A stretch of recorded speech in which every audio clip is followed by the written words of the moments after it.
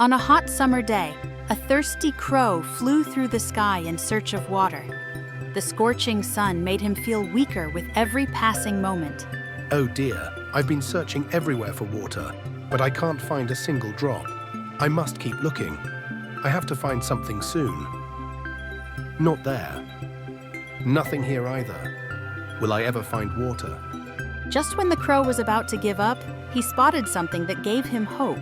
Oh, what's this? A pitcher. Maybe it has some water left. Oh no, the water is too far down. I can't reach it with my beak. What should I do? The clever crow thought for a moment, determined to find a way to drink the water. Aha, I've got an idea. If I drop these pebbles into the pitcher, the water will rise. The crow worked tirelessly, dropping one pebble after another into the pitcher.